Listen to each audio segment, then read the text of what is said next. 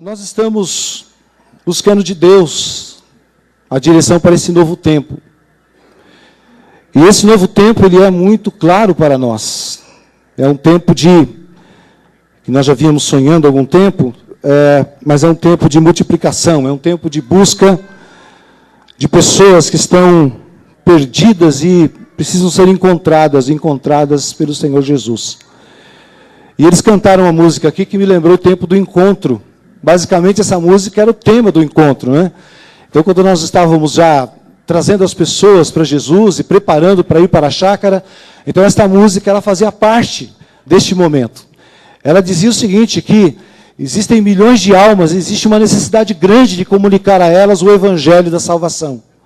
Então nós começamos a entrar naquele ritmo e era tudo muito gostoso. A preparação do encontro, a disposição das pessoas em saírem todas juntas, mesmo sabendo que lá na chácara não seria aquele conforto 100%, mas existia um desejo forte de ver a igreja trazendo mais almas.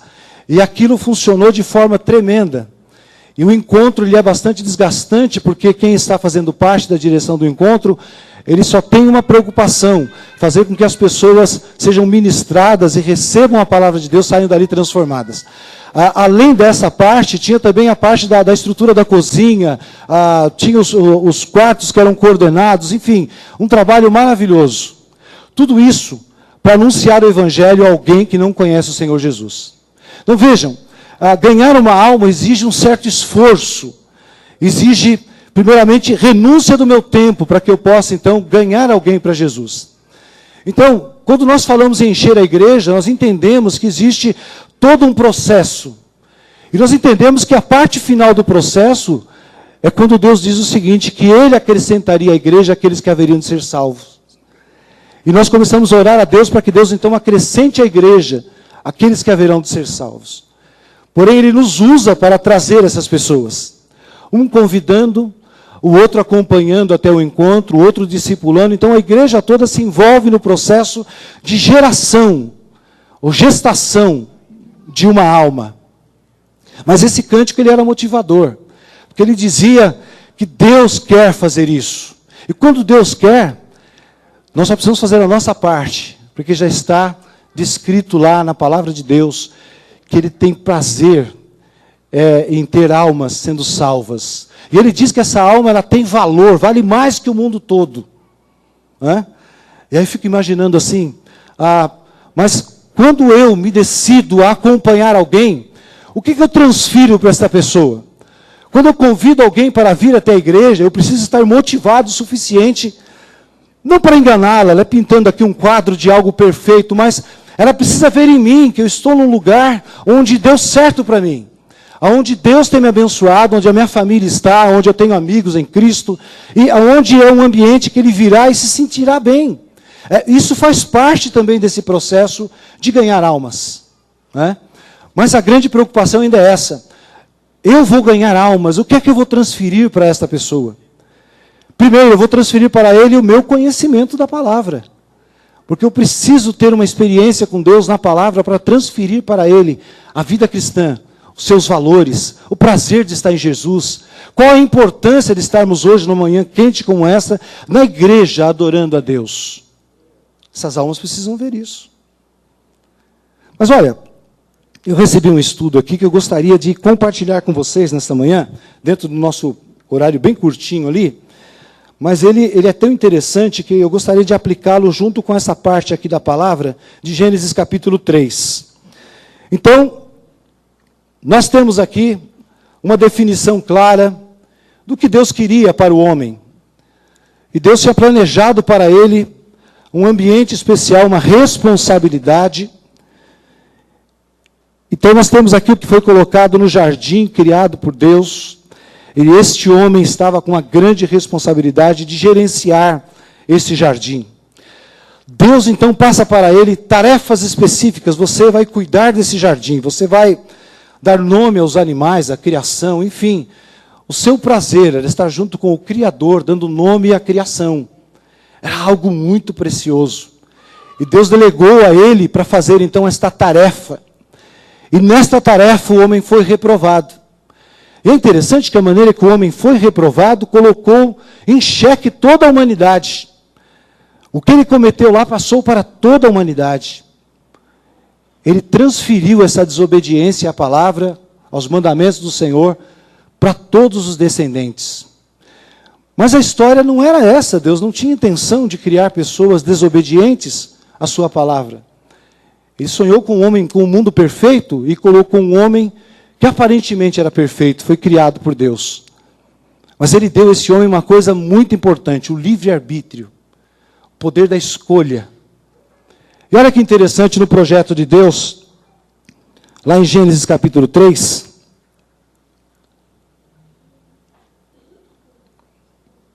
e até aqui então ele vem delegando várias coisas ao homem. Lá no versículo 20 do capítulo 2 de Gênesis, ele diz, resumidamente, a função do primeiro homem. Deu nome ao homem a todos os animais domésticos, às aves do céu, a todos os animais selváticos. Porém, para o homem, todavia, não se achava uma auxiliadora que lhe fosse idônea. Versículo 21, então o Senhor Deus fez cair sono pesado sobre o homem, e este adormeceu.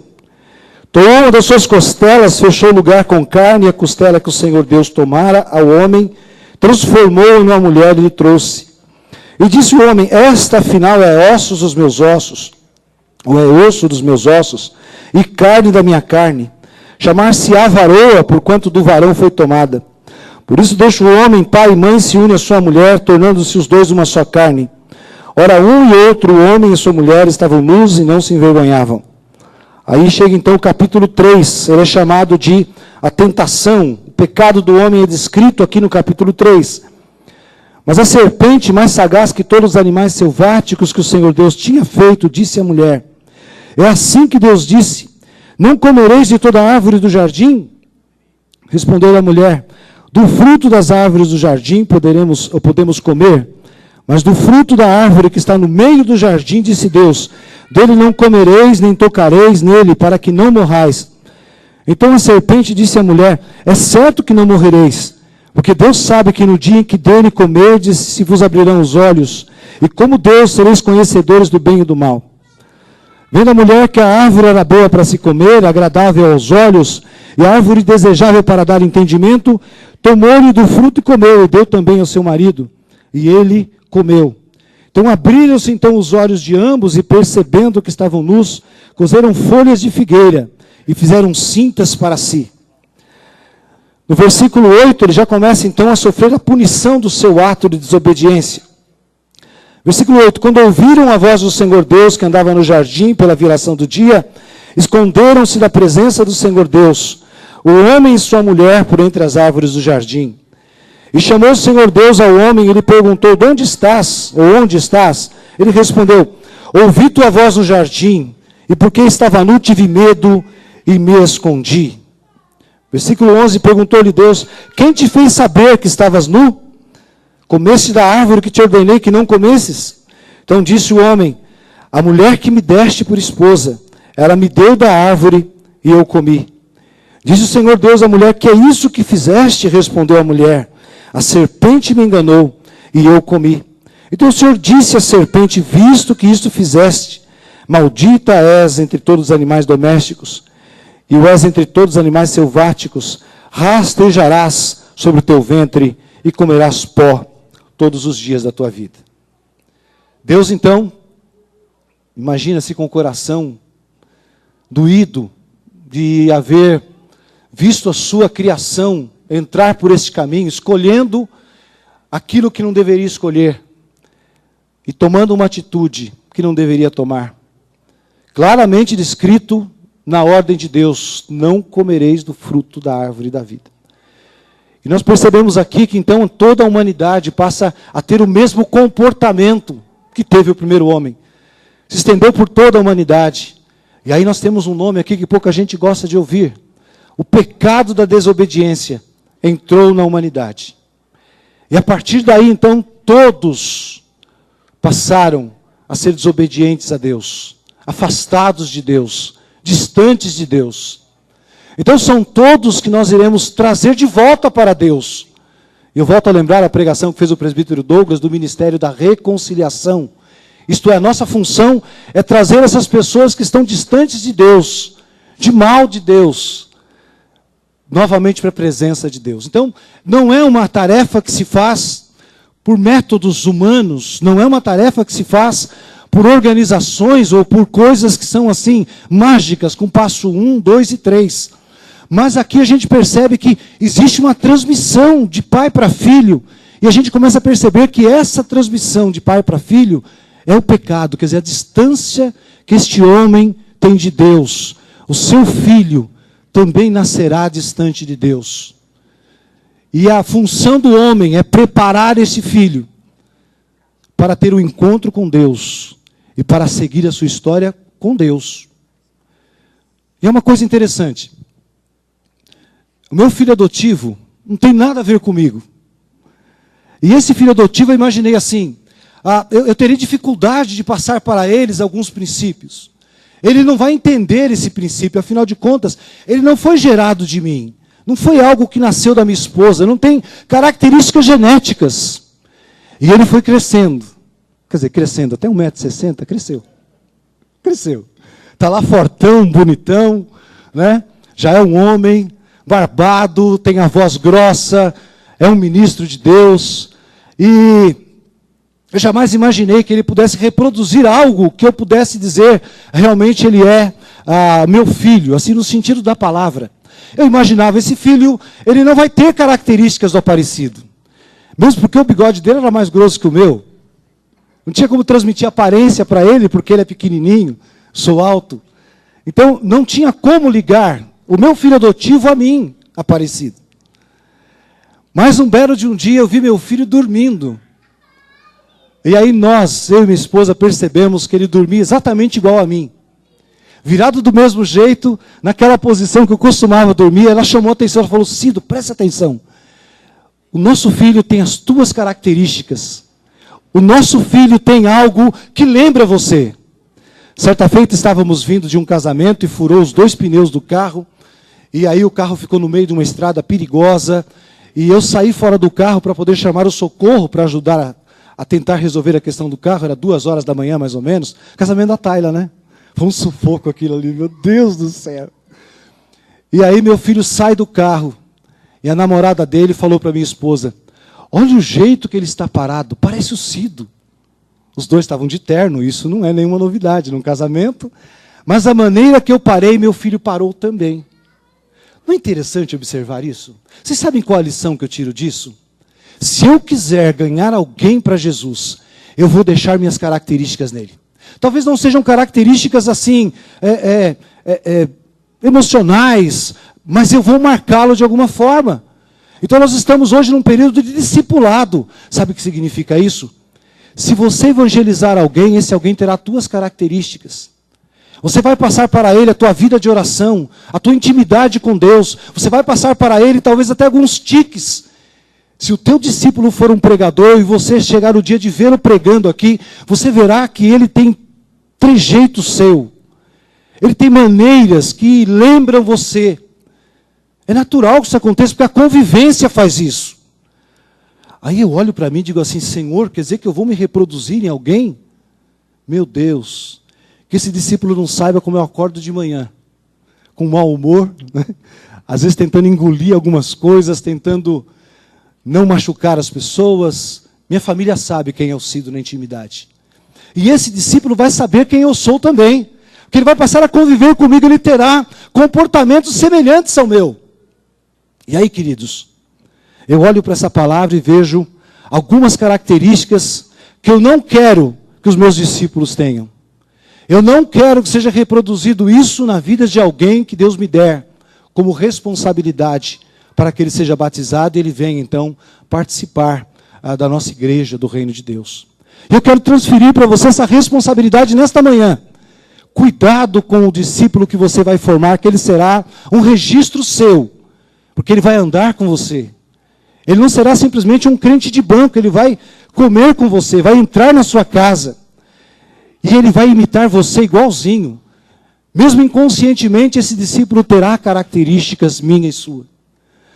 Primeira característica que eu não quero que seja transferida para os meus discípulos: o pecado. Versículo 6 do capítulo 3. Vendo a mulher que a árvore era boa para se comer, agradável aos olhos, e árvore desejável para dar entendimento, tomou-lhe do fruto, comeu, e deu também ao seu marido. Eu não quero que o meu discípulo seja desobediente. Primeira característica que eu preciso, então, desenvolver na minha vida é ser desobediente, ser obediente, para que o meu discípulo também seja obediente. Vocês acham que é fácil isso? Quando você faz uma autoanálise, a ceia vem aí, hein? Analise-se, pois o homem a si mesmo. E aí sim, coma da ceia. Existe uma análise, uma autoanálise. E eu preciso rever minhas atitudes. Eu preciso rever aquilo que eu falo. Porque tem alguém que Deus vai me dar como discípulo. Eu tenho que tomar cuidado, porque se eu falar alguma besteira, ele vai falar também. Porque ele viu em mim, ele acha que aquilo é certo. Então a desobediência, ela não pode ser transferida ao nosso discípulo. Diga, eu preciso ser obediente, para que o meu discípulo também o seja. Algumas pessoas ficaram meio assim, assustadas, né? Mas é bom, essa é a ideia. Essa é a importância dessa palavra. Então é tempo de uma autoavaliação e de uma correção. E as minhas atitudes têm que ser transformadas por Cristo e têm que estar de acordo com a palavra. Então, meu discípulo não será desobediente, porque a partir de hoje, eu decido ser obediente a Deus e corrigir o meu caminho para agradar ao Senhor em tudo. Vou fechar essa porta da desobediência e vou começar a viver a obediência em Cristo Jesus. Quantos me acompanham nisso? Ai, que difícil levantar a mão, né? Sabe por quê? Porque nós sabemos a dificuldade que é conviver conosco. Alguém chegou e falou assim: por que meus parentes não se convertem? Por que meus parentes não querem aceitar a Cristo? Porque são aqueles que estão mais próximos de nós. São aqueles que convivem conosco. São aqueles que almoçam na nossa casa. São aqueles que estão conosco em festas de casamento, batizado, seja lá o que for. Ele te conhece, ele me conhece.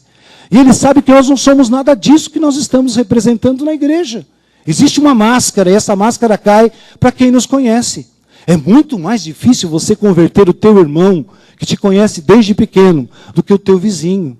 Porque ele não convive com você. Não convive comigo. Ele não sabe quem eu sou. Mas o meu irmão sabe. Quando nos convertemos, a nossa grande dificuldade é mostrar para a família que nós fomos transformados. Sabe por quê? Porque você tem que ficar policiando os teus atos dia a dia. Você pega a tua Bíblia, vem para a igreja, e quando você chega aqui, tudo é uma maravilha, e a gente canta, e a gente bate palma, e a gente faz uma série de coisas. Mas acabou aqui, eu volto para a minha vida normal, eu volto a ser quem eu sou. E aí lá dentro de casa, aquele irmão me vê chegar com aquela Bíblia embaixo do braço. E quando eu chego em casa, parece que eu me transformo, eu volto a ser quem eu sou. Mas para vir para o culto é muito bom, uma roupa nova, um perfume diferente, uma barba bem feita, um cabelo bem alinhado. Então nós vestimos uma aparência, mas não somos aquilo. E aí começamos a viver uma vida que não agrada a Deus e não tem condições de dar frutos, porque nós não somos quem deveríamos ser. E aí eu aprendo uma outra lição muito interessante. Eu falo o que diz a Bíblia, mas eu não vivo o que ela diz. Eu desobedeço a Deus na sua própria palavra, mas eu prego para todo mundo que Deus é amor, que Jesus salva e que Jesus transforma. Mas é um discurso, porque na minha vida eu não mudei 1 milímetro. Eu não consigo envolver as pessoas. E se eu não consigo envolver as pessoas, elas não acreditarão no modelo que eu passo para as pessoas. Mas é tempo de transformação, é tempo de multiplicação. Cuidado com aquele que Deus dará em sua mão. A pessoa que irá andar com você. Olha, não se esqueça que foi Deus quem deu. Foi Deus quem preparou o teu discípulo. Quantos estão orando aqui por discípulos? Por pessoas que possam serem transformadas. Olha, gente, maravilha, glória a Deus. Deus seja louvado. A Iraci é cabeleireira. Você está orando para que o teu discípulo seja cabeleireiro também? Não, né?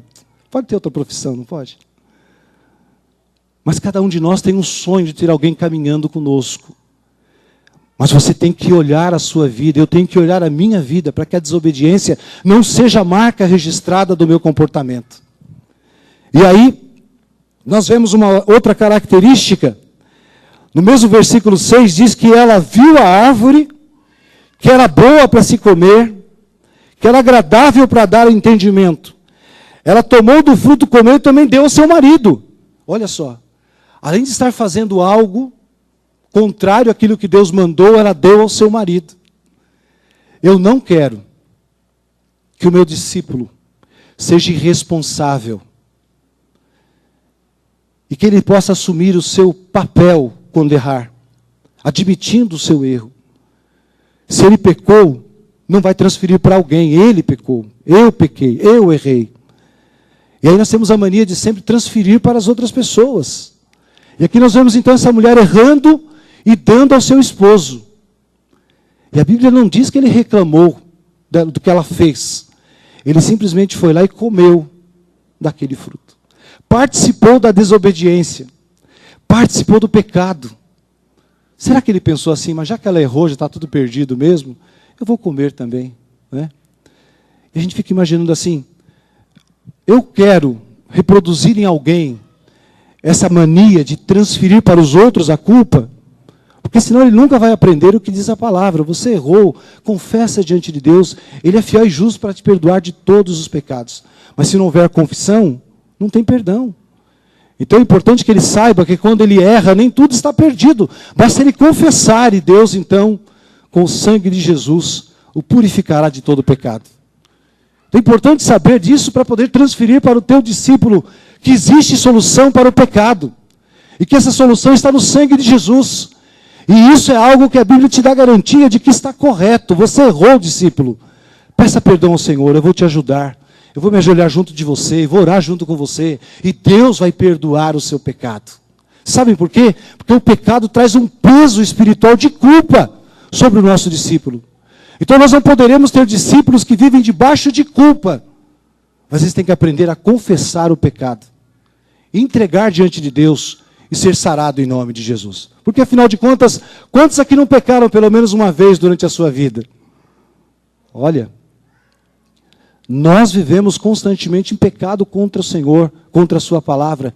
Então é necessário que haja sempre essa confiança com Deus para pedir perdão pelos nossos pecados, confiando no poder do sangue de Jesus. Diga, eu vou ensinar ao meu discípulo que há poder no sangue de Jesus para perdoar pecados. Pronto, você já aliviou a carga desse discípulo. Já disse para ele que existe esperança. O certo é não pecar. Mas se pecar, tendes um advogado que é Cristo Jesus. Você acabou com esse medo do discípulo diante de um desafio que o leva para o pecado. E aí nós percebemos que na semana da ceia as pessoas recusam a ceia do Senhor.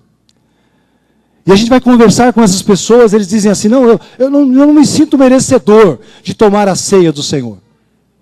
Vocês sabem o que aconteceu com ele naquela semana? O diabo falou algo na mente dele e disse, você é um pecador, você não vai ter libertação, a tua vida está derrotada, você não vai ter condições de ser abençoado mais. E aí o que ele faz? Ele deixa de novo de tomar a ceia na semana seguinte. Ele não consegue mais tomar a ceia porque o peso da culpa é muito grande. E aí nós discipuladores, nós que queremos discípulos, devemos chegar até ele e dizer, não, você deve se analisar diante de Deus, pedir perdão dos seus pecados e aí sim tomar a ceia do Senhor, para manter comunhão com o Senhor, para que haja essa renovação da aliança com o Senhor. Quantos que estão no nosso meio que não tomam ceia há muito tempo? Quantas pessoas que vêm até a ceia participam de todo aquele ritual, mas a hora que nós vamos entregar a ceia para ela, ela recusa. Porque ela tem a sua mente perturbada pelo inimigo que a acusa diariamente. O acusador faz a sua lição de casa. E ele pesa na cabeça das pessoas esta acusação. Você é pecador, você não vai para o céu, você não merecia nem ser batizado. E aí cabe a nós indicar para ele a solução. Devemos indicar essa solução, porque ela é bíblica. Então, essa mulher dá ao seu esposo, e o seu esposo então come. ele já não tem mais moral para poder cobrá-la e de dar uma lição e dizer assim: por que você fez isso? O que representa isso? Não existe aqui descrito de que ele deu uma bronca, uma correção, mas ele aceitou. E aí, resultado de tudo isso, no versículo 7, abriram-se então os olhos de ambos e perceberam que estavam nus. Eles coseram folhas de figueira e fizeram cintas para si. No versículo 25 do capítulo 2 diz que o homem e sua mulher estavam nus e não se envergonhavam. Já no versículo que eu li agora há pouco, diz que eles perceberam que estavam nus. O pecado traz vergonha. A distância de Deus traz vergonha. A distância do Senhor faz com que nós fiquemos assim envergonhados, e por isso muitos não voltaram para a igreja, porque estão envergonhados. E não abrem o coração para confessar que estão envergonhados. Não existe um laço de confiança com aquele que pode ajudá-lo e encaminhá-lo para Jesus. Então muitos ficaram envergonhados e não vêm para a igreja mais. Quando eles estavam diante de Deus, em comunhão com Deus, não existia vergonha de estar diante de Deus. Eles eram santos no seu pensamento, no seu procedimento. Mas a partir do pecado, essas pessoas carregam um grande peso da culpa e da vergonha. Já conversei com uma pessoa que deixou de vir para a igreja um bom tempo. Perguntei a ela: por que você deixou para trás o seu ministério, o seu trabalho, a sua comunhão? Por que você não volta para a igreja? Resposta: eu não volto para a igreja que todo mundo sabe do meu pecado. Ninguém sabia do seu pecado. Era algo de aconselhamento pastoral, era algo tratado junto com o pastor Misael, junto com presbíteros, mas ele tinha a impressão de que toda a igreja estava acusando ele. O diabo havia então levado-o a ter essa vergonha de voltar para a igreja, porque a sensação que ele tinha, que estava todo mundo acusando ele. Não voltou mais, não apareceu mais. Vergonha. Mas outras pessoas não têm a menor vergonha de estar na presença do Senhor e ter o coração quebrantado e confirmar ao Senhor que é pecador e precisa desta libertação. Certa feita tínhamos um rapaz, se não me engano o nome dele era Fábio, ou Márcio, alguma coisa assim. Esse rapaz chegou na igreja, foi assustador o dia que o Paulo Ravanek, um outro presbítero nosso, o trouxe para a igreja. Ele chegou cheio de taxas, cheio de botas, com uma aparência assim que dava medo conversar com ele. E para trabalhar com esse jovem deu o que fazer, porque ele era redio. Ele chegava depois que iniciou o culto e saía antes de terminar o culto. Mas a sua aparência também não nos dava condições de nos aproximarmos dele. Foi indo, o Paulo Ravanek conseguiu uma grande oportunidade.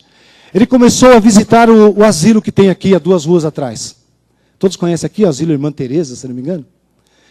E esse rapaz era o discípulo do Paulo e começou a fazer as coisas que o Paulo fazia. Então ele chegava lá no asilo com aquela aparência dele, aquele estilão dele assim meio agressivo, meio rock and roll, e dava problema lá. Ninguém queria deixar ele sair com as velhinhas e trazer para a igreja. O Paulo sim. O Paulo tinha uma camisa normal, né? Uma roupa normal, falava normalmente, não tinha gírias. Mas o Paulo saía com a mulher, com a cadeira de roda, e caminhava tudo isso, trazia as velhinhas até aqui. E aquele rapaz começou a ganhar confiança lá no asilo. E ele começou a vir junto com o Paulo, cada um com uma senhorinha na cadeira de roda. E durante muitos anos, aquele rapaz foi então andando com o Paulo. E ele começou a ter uma mudança, e essa mudança foi visual. Ele começou a tirar os piercings, tirar as taxas. Naquele tempo não tinha tanta tatuagem, não tinha como tirar, né? Mas eu digo assim, a sua aparência começou a ser mudada depois de um ano, que ele começou a trazer as velhinhas para cá, as irmãzinhas para cá, aquelas senhorinhas para cá. E nós começamos a batizar essas senhoras. E uma delas tinha uma perna amputada, e nós tivemos que batizá-la dentro de uma piscina infantil de 1000 litros, dentro da cozinha que nós temos aqui hoje. Logo depois ela faleceu. E aquele rapaz começou a se envolver com a igreja, Deus começou a mudá-lo. Tenho certeza que o Paulo não fez nenhum esforço, a não ser viver o evangelho real na vida daquele rapaz. E aí ele começou a participar, abrir um sorriso, estar mais junto conosco, deixou de ser agressivo, ficou mais fácil viver com ele. Mas foi uma grande lição para nós, porque logo em seguida, ele trabalhava numa empresa de sorvete, ele dirigia uma picape dessas pequenininhas, da Fiorino, e ele foi entregar sorvete na Baixada Santista, e teve um acidente, e ele perdeu a vida. No momento que ele poderia dar frutos na casa do Senhor, no momento que ele poderia trazer outros iguais a ele, e aqui nós teríamos uma banda de rock completa, ele tinha muitos amigos, o Senhor o levou, o Senhor permitiu que houvesse o falecimento dele. Nunca mais esqueci desse rapaz. Primeiro, porque eu não podia avaliá-lo pela sua aparência, foi uma grande lição. Deus o trouxe e transformou daqui, de dentro para fora. E aí, aprendido essa lição, Deus começou a abençoar a igreja, porque havia caído aquela ideia de discriminação. E Deus começou a trazer pessoas para cá, pessoas com aparência horrível. Pessoas chegavam aqui bêbadas na porta da igreja. Nós temos um irmão aqui que tem mais de 17 anos, que ele largou o vício assim de uma hora para outra.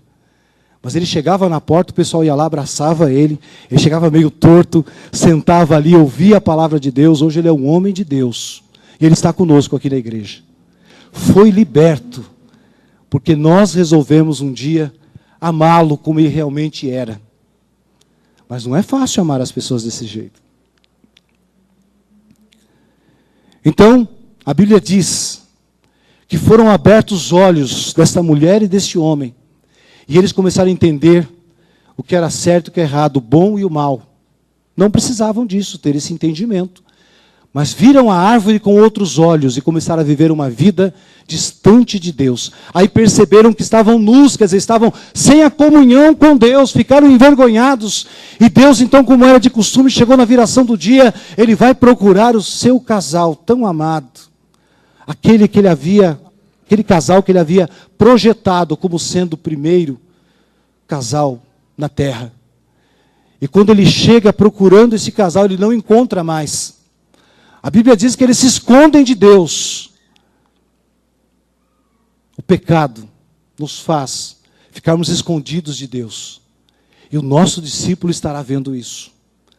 O nosso discípulo irá perceber quando nós chegarmos depois do início do culto e sairmos correndo antes do final do culto. Ele vai te perguntar depois, o que aconteceu? Por que você saiu mais cedo? E você vai ser obrigado a falar. Eu estou vivendo um momento de pecado diante de Deus. Ele vai olhar para você e vai entender que você e eu somos humanos, sujeitos à falha. Ninguém aqui é perfeito para buscar uma reprodução perfeita. Mas é preciso ter consciência que o pecado me afasta de Deus. E eu não posso ficar com medo de Deus. Eu preciso chegar diante dele e confessar, pequei contra o Senhor. O Senhor me perdoe. E esta aparência do mal, ela nos persegue porque ela faz com que estejamos assim, nos vendo nus diante de Deus, envergonhados diante de Deus. Interessante que a Bíblia diz que eles, quando perceberam que estavam nus, versículo 7, parte B, percebendo que estavam nus, coseram folhas de figueiras e fizeram cintas para si. Vocês já viram aqueles painéis dos artistas que mostram Adão com uma uva de parreira? Escondendo a sua vergonha, né? Eles fizeram para si, com folhas, foi tapado aquela aparência vergonha, aquela aparente vergonha. E aí diz a Bíblia que eles ouviram a voz do Senhor, e o Senhor pergunta para ele, no versículo 11, quem te fez saber que estava nu? Comesse da árvore que te ordenei que não comesse? Então disse o homem, a mulher que me deste por esposa, ela me deu da árvore e eu comi. Olha que resposta que ele deu para Deus. A mulher que tu me deste, me deu do fruto e eu comi. Ele não tinha responsabilidade nenhuma em ter comido aquele fruto, mas a mulher que Deus tinha dado, esta mulher, ô mulher, viu? Ele nem percebeu que ele era abençoado porque não tinha sogra. Nada contra sogras, tá? É um prazer ter sogras. A grande questão é a seguinte, ele tira de si essa responsabilidade e passa para sua mulher. e acusa a Deus que deu a mulher para ele. Então, ficou um negócio estranho. Deus acabou sendo culpado por ter dado uma mulher com defeito de fábrica, desobediência.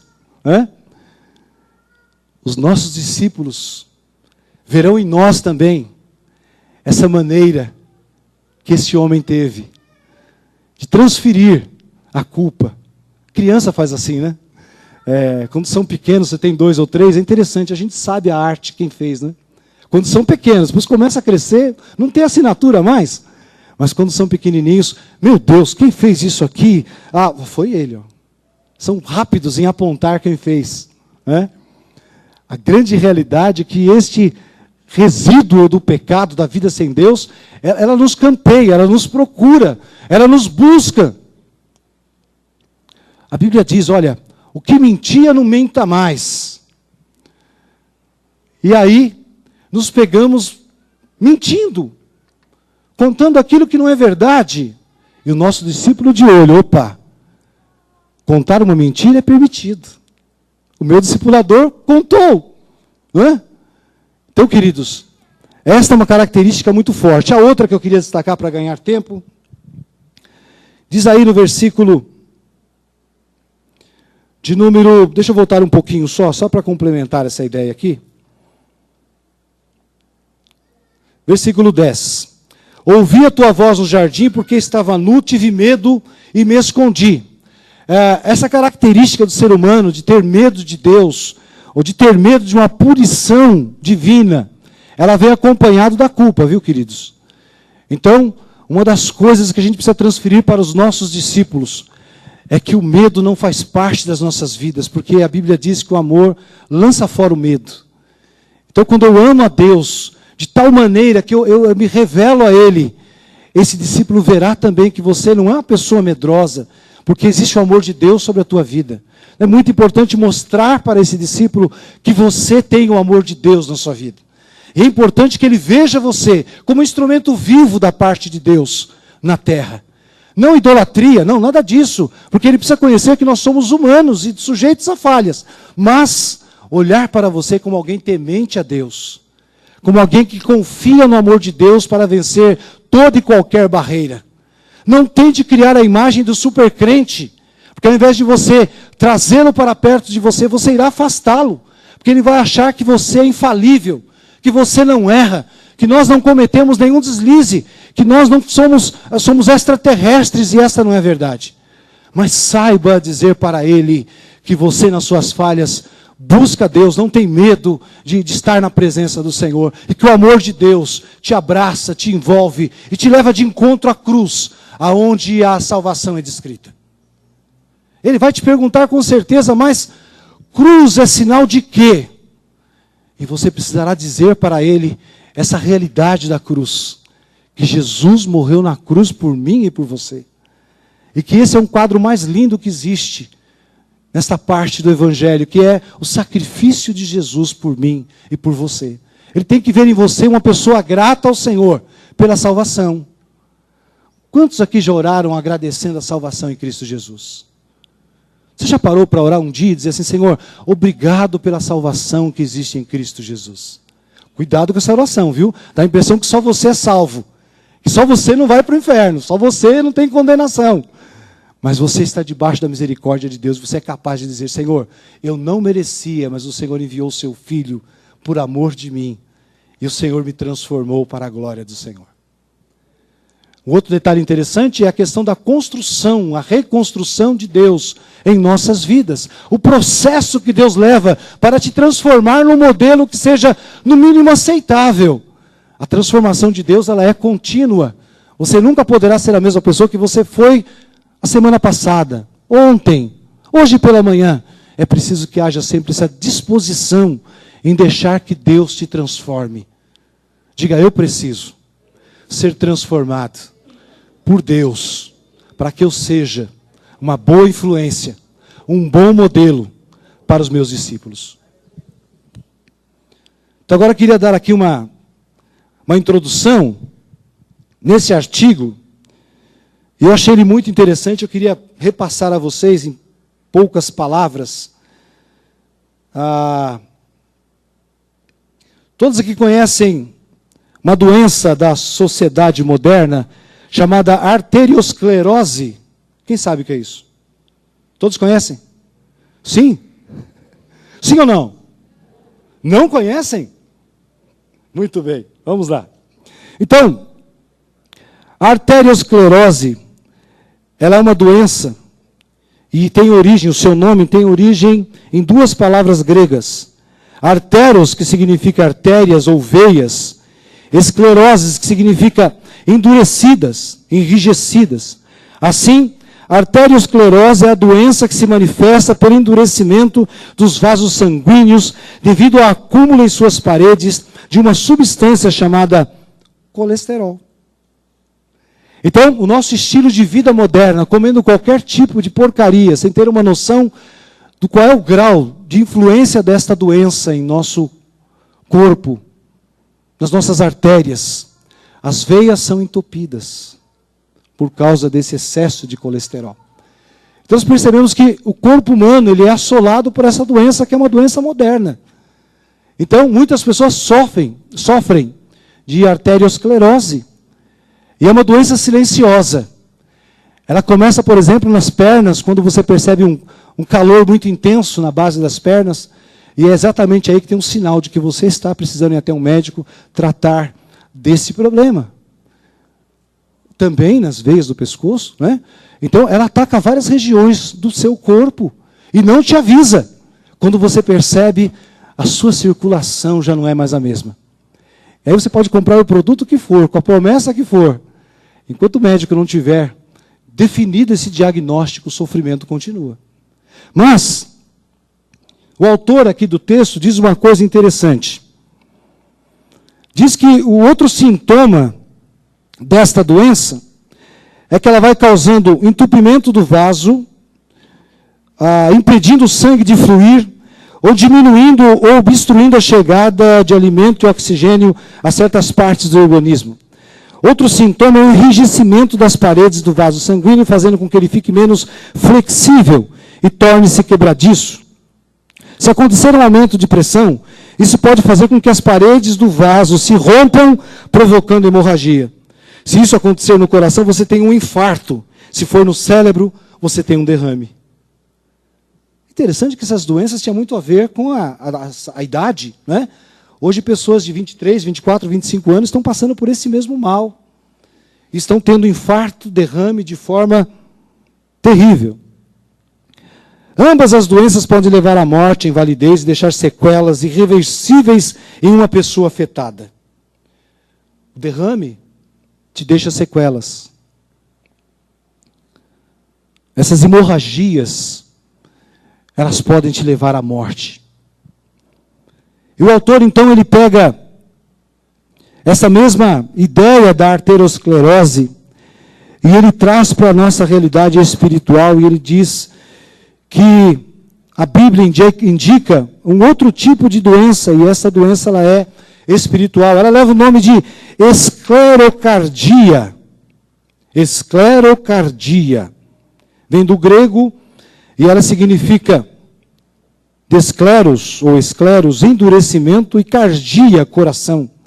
E é o endurecimento do coração, a doença do coração endurecido. Ele faz uma comparativa, então, entre uma doença que é natural, que está acontecendo nos nossos dias, com uma doença que a Bíblia relata muito bem, o endurecimento do coração. Você já pensou, você, sendo um discipulador, buscando as pessoas que estão precisando de Cristo, ser acometido desta doença, ter o coração endurecido? Esse coração endurecido, ele produz também algumas sequelas. Olha que coisa interessante. Primeira sequela desta doença espiritual. A pessoa com esclerocardia perde a sensibilidade pelo direito e sofrimento alheio. Então, uma vez contaminada, ela passa a achar que o mundo gira ao redor dela. Ninguém sofre tanto quanto ela, e ninguém é capaz de entender completamente o sofrimento que ela está passando. Quem é acometido desta doença, ele se acha como sendo perseguido, como uma pessoa que só ele sofre nessa terra. Como se fosse algo assim, ilegítimo. Então, algo que Deus olhou para ele, você vai sofrer. Eu criei você para você sofrer. Eu criei você para você ter uma vida desgraçada. E ele fica então com esse sentimento, essa sensação. É um reflexo dessa doença, coração endurecido. E aí ele começa então a viver um drama muito grande, porque ele não consegue se aceitar como um doente, como alguém que precisa de ajuda. E ele cria um mundinho para ele onde é impossível chegar até ele e ministrar o amor de Deus. Um discipulador precisa ser curado desta doença, nesta área do amor próprio, de saber que nós temos valor diante de Deus. Nós que somos saudáveis ainda não temos essa enfermidade, temos um amor a Deus comparável ao sacrifício que Jesus fez por nós. Eu sou agradecido a Deus. Eu reconheço que não era merecedor, mas o Senhor me salvou. Meu coração não será endurecido porque eu reconheço a graça de Deus na minha vida. Diga, eu preciso ser curado desse sintoma, desta enfermidade. Se você está vivendo uma situação assim de endurecimento do coração de tal maneira que você já não consegue orar mais, não consegue mais vir à casa do Senhor, ou quando você vem à casa do Senhor, você está amargo com as coisas celestiais, com as coisas eternas, talvez seja um indício desta enfermidade espiritual que está atacando o teu coração. Não permita, seja curado nesta manhã e tenha um coração livre para adorar. Diga, eu preciso de um coração livre para adorar. Outro sintoma, muito interessante também.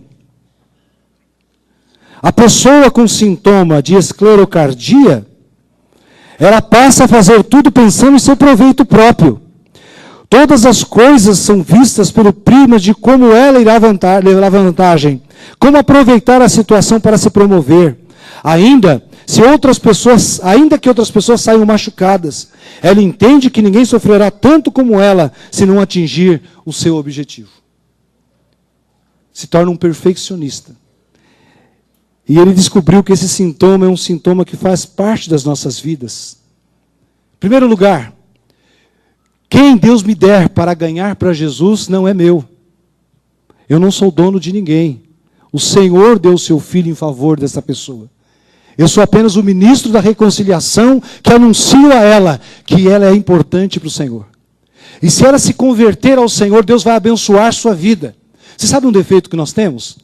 Deus nos dá as pessoas e nós ministramos essas pessoas, e o desejo que nós temos é que ele esteja aqui, no avivamento bíblico em São Caetano. Nós não entendemos que também somos semeadores, e essa pessoa pode se converter amanhã ou depois e não ficar na nossa igreja. Você já pensou nisso? Você já imaginou quantas pessoas você ganhou para Jesus? Estão na Igreja Batista, na Universal, na Deus é Amor. Você semeou para o reino, nós não somos donos dessas pessoas. Um dos problemas de você começar a evangelizar e começar então a trazer as pessoas é que você se sente como sendo alguém que eu não posso largar, eu não posso perder. Olha, não deixe essa preocupação entrar no teu coração. As pessoas que Deus te deu para cuidar são dele. É para ele. É para o reino de Deus, não é para a nossa igreja, é para o reino de Deus. E quando você pregar para alguém, se alguém for para outra igreja, Deus trará outra pessoa para cá. Amém? Quem crê nisso? Semeia a palavra, com coração alegre, coração feliz. Deus te dará a graça, irá fazer prosperar o reino de Deus na terra. Mas não pode ter essa visão de exclusivismo. Não pode ter essa visão de que ela tem que ser do avivamento bíblico. Mas o que é gostoso sentir um discípulo perto da gente? Isto é. Não é verdade? Quantas pessoas não batizamos aqui que estão congregando aqui do lado? Estão salvas em Cristo, continuam seguindo o seu caminho. E lá no céu você vai ficar surpreso de ver quantas pessoas aceitaram o Evangelho por tua causa. Mas não estão aqui. Nesses bancos vazios elas não sentaram, foram sentar em outro lugar. Estão dando frutos lá. Você pode glorificar a Deus por isso? Então não tenha intenção de ser o melhor discipulador e achar que você é bam em tudo. Porque muitas pessoas não te seguirão, mas receberão de bom grado a palavra e irão dar o testemunho em outro lugar, mas para a glória de Deus. Amém, Jesus? Fique feliz por isso. Outro sintoma rapidinho. A pessoa com esclerocardia torna-se cada vez mais egoísta, vendo o mundo girando ao seu redor para satisfazer. Desculpe, estou repetindo aqui. Não? Não. É o outro ponto. A pessoa com esclerocardia perde o interesse pelo que é interno, ou eterno, e põe seus olhos no imediato. Lucro imediato, prazer imediato, sucumbe à filosofia do mundo que diz que o importante é ser feliz agora e aproveitar a vida hoje. Quando você pregar para alguém, pense que você está pregando verdades eternas. E que você ganhará ela para Jesus, para que ela esteja com Jesus eternamente. Diga, eternamente. O meu discípulo terá consciência da eternidade em Cristo Jesus. Aleluia. Silvio, nosso horário, vamos? Eu gostaria de dar continuidade, mas eu creio que até aqui ficou claro a ideia que Deus tem para cada um de nós. Então, quantos entenderam o que foi passado até aqui? Se você não entendeu, depois eu posso te ajudar. O importante é que você saiba, você é especial para Deus. Deus te chamou para que você dê frutos e o teu fruto permaneça. E para que ele tenha frutos de qualidade, é preciso que ele tenha Jesus no coração. É preciso que ele tenha o seu coração quebrantado e possa pregar a Jesus, não a si próprio. O seu discípulo saberá quem é Jesus através de você. E Deus irá te abençoar. E será uma grande colheita com discípulos adoradores do Senhor. Em nome de Jesus. Amém?